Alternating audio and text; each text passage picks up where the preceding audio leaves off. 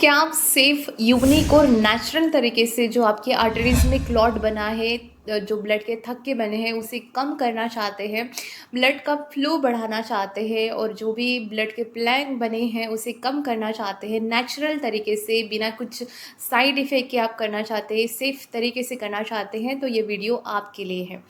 नमस्ते, मैं हूँ डाइटिशियन पूजा ओके। मैं क्लिनिकल डाइटिशियन हूँ और क्लिनिकल डाइटिशियन का काम होता है जितने भी डिसीज़ है, जो डिसऑर्डर्स होते हैं उनमें खान पान को जो है प्रिस्क्राइब करना, बताना किस तरह से खान पान जो है उनकी फास्ट रिकवरी कर सकता है, या फिर डिसीज़ प्रिवेंशन का भी काम जो है हमारे अंडर आता है। तो इस तरह से जो डिसीज़ प्रिवेंशन की हो या फिर डिसीज़ मैनेजमेंट का डाइट यदि आप चाहते हैं तो ये चैनल आपके लिए है। आप ज़रूर इसे सब्सक्राइब कीजिए और इसके बारे में आप इन्फॉर्मेशन ले सकते हैं।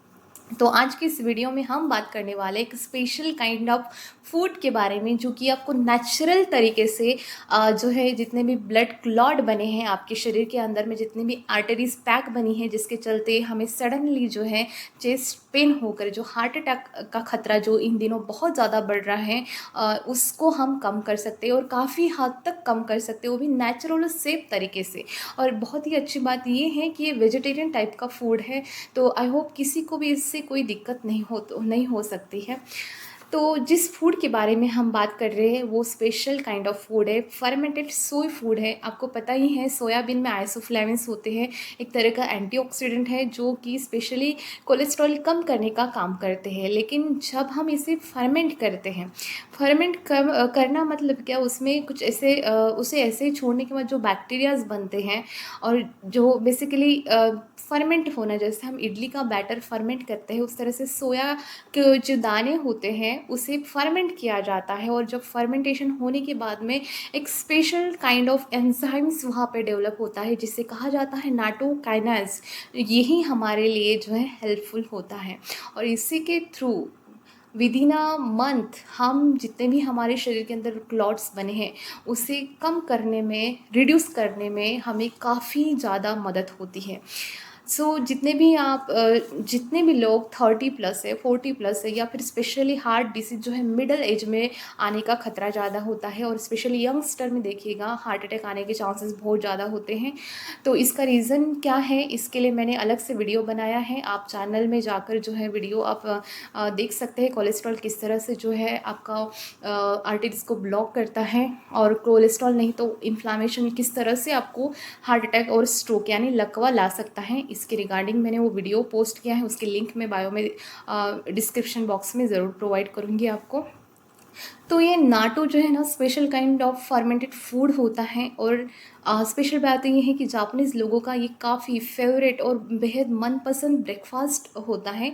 ये लोग क्या करते हैं, जो राइस, स्टिकी राइस स्पेशली वो लोग खाते हैं, उसमें जो रॉ एग होते हैं उसे फेंट कर उसमें नाटो मिला करके और कुछ स्पेशल काइंड ऑफ उसमें सॉसेस होता है, सोया सॉस है या फिर मस्टर्ड सॉस उसमें मिलाया जाता है और उसका कंजप्शन करते हैं। आप देखिए कि जापानीज़ लोग जो होते हैं 100 साल से भी ज़्यादा वो अपनी लाइफ जीते हैं, और अभी हमारे इंडियंस की हम बात करें तो बहुत ही कम हमारा लाइफ स्पैन जो है 60 या फिर 70 तक ही हो रहा है, उससे बहुत कम। इसे कहीं ना कहीं हमारा खान पान है, हमारी लाइफस्टाइल है, ये बहुत ज़्यादा इसमें अफेक्ट करते हैं। और जो डिसीज़ हमें है वो हम जो है गिफ्ट कर देते हैं अपने बच्चों को, जो जेनेटिक्सली जो डायबिटीज़ दिख रहा है। कई लोग जो है बहुत ज़्यादा मेहनत करके जो आउटर अपीयरेंस अच्छे शेप में आ जाते हैं, इंटरनल हेल्थ पर ध्यान न देकर वो आउटर अपीयरेंस पर ही ज़्यादा फोकस रहता है। उनको प्रोटीन होना चाहिए, फाइबर होना चाहिए, लेकिन इंटरनल क्या गड़बड़ हो रही है उसकी तरफ वो ध्यान ही नहीं देते। इसीलिए स्पेशली आप जब मिडल एज के हो जाते हैं तो आप जो है अपनी ब्लड यानी कि अपनी बॉडी की जो इंटरनल ब्लड टेस्ट होती है उसकी जानकारी ज़रूर रखिए। यदि आपके मम्मी पापा को जो डायबिटीज़ है, फर्स्ट प्राइमरी रिलेटिव को डायबिटीज़ है, उसके लिए आप जो है HbA1c ना करा करके इंसुलिन की टेस्ट कीजिए। और कोलेस्ट्रॉल के लिए आप कोलेस्ट्रॉल करने से पहले आप जितने भी बॉडी के इन्फ्लामेशन मार्कर दिखाने वाले जो टेस्ट है, CRP है, हीमोसिस्टीन है, ये सारे टेस्ट आप कर सकते हैं। ये कई लोग जो होते हैं बोलते हैं यंग होते हैं और बोलते हैं नमक खाने से हमारा BP नहीं बढ़ता, लेकिन ये आपको बहुत लॉन्ग टर्म की कंजप्शन के बाद में अफेक्ट होता है। ज़्यादा एक्सेसिव अमाउंट में सोडियम का इंटेक करने से ब्लड प्रेशर बढ़ता है, तो ये हमारे लिए ख़तरनाक होता है। तो हम अब जो है आउटर अपीयरेंस को साइड में रखते हैं और हमारी इंटरनल हेल्थ पर हम ध्यान देते हैं। इंटरनल हेल्थ को यदि आपको स्ट्रॉन्ग करना है, पहले सबसे पहले हमारा जो हार्ट है, हार्ट को मजबूत रखना बेहद ज़रूरी है, क्योंकि ये विद इन अ मिनट में 1000 से भी ज़्यादा जो है पंप करता रहता है और इसे बहुत ज़्यादा एनर्जी चाहिए रहती है। बहुत ज़्यादा पैरामीटर्स हैं हार्ट को ख़राब करने के लिए, इसीलिए हम अच्छी चीज़ों को जो है ब्रिंग करेंगे, हार्ट के मसल सेल्स को अच्छा पोषण देने के साथ साथ इसे स्ट्रॉन्ग बनाने में। ये नाटोकाइनस जो एंजाइम है जो कि नाटो से हमें मिलता है, वो किस तरह से काम करता है उसे जानने के पहले हम समझेंगे कि हमारे बॉडी में क्लॉटिन किस तरह से जो है फॉर्म होता है। देखिए, नेचुरली हमारी बॉडी जो है एक special kind of protein produce करती है, एक कंपोनेंट हम जिसे कहेंगे प्रोटीन की तरह का, फिब्रिन जिसे कहा जाता है। और जो मैं ब्लड के लिए जो टेस्ट मैं जल्द ही अपलोड करूँगी एक वीडियो कि हमारा हार्ट हेल्दी है या नहीं है, उसके लिए हमें कौन कौन सी जो है टेस्ट, जो कोलेस्ट्रॉल है वो बहुत पुराना हो चुका है, आउटडेटेड हो चुका है, और न्यूली हमें कौन कौन सी जो है टेस्ट आपको करना चाहिए आपके हार्ट के रिगार्डिंग। आपको पता होना चाहिए कि आपका हार्ट कितना हेल्दी है, उसके रिगार्डिंग कौन सी टेस्ट आती है, वो भी मैं ज़रूर पोस्ट करूँगी वीडियो के थ्रू। तो उसमें एक टेस्ट आएगी जिसमें कि कहा जाता है फाइब्रोनिजिन जिसे कहा गया है। तो उसमें ये मार्कर आएगा कि आपका फिब्रिन मार्कर बढ़ा है या कम है। तो ये जो फिब्रिन है हमारे लिए अच्छा भी है और बुरा भी है। अच्छा क्यों है उसके बारे में पहले अच्छी गुड न्यूज़ बात हम पहले देख लेते हैं। जब हमें कहीं चोट आती है तो आप देखिएगा वहाँ पे जैसे आपको चींटी ने काटा है स्पेशली, वहाँ पे काटने के बाद ना वहाँ पे स्वेलिंग बन जाती है, क्लॉट बन जाता है। तो ये फिब्रिन क्या करता है, वहाँ पे क्लॉटिंग का मार्कर बढ़ा देते हैं, वहाँ पे क्लॉट कर देते हैं, जिसके चलते हमारे ब्लीडिंग नहीं होती, ब्लड वहाँ से कम जाता है। लेकिन इससे ये मार्कर यदि ज़्यादा बढ़ जाए तो क्या हो सकता है, यदि फिब्रिन की लेवल शरीर में बढ़ जाती है, जहाँ लगा है, जहाँ चोट आई है, वहाँ पे यदि ये चीज़ बंद रही है तो नेचुरली है और हमारे लिए अच्छे हैं, क्योंकि ब्लड वहाँ से ज़्यादा नहीं बहेगा। लेकिन जब ये चीज़ इंटरनली ऐसे ही बंद रही है और जो कि अननेसेसरी है, जिसके चलते है जो ब्लड हमारा गाढ़ा होना चालू हो जाता है और क्लॉट होना चालू हो जाता है। और इसको मेंटेन करने के लिए हमारी बॉडी सिस्टम बहुत ही अच्छी है दोस्तों। तो इसे खुद ही एक और जो है कंपोनेंट रिलीज़ करते हैं, जिसके थ्रू जो भी आपका ब्लड क्लॉट हो रहा है फिब्रिन के थ्रू, उसे थिन करने का काम जो है ये कंपोनेंट करता है।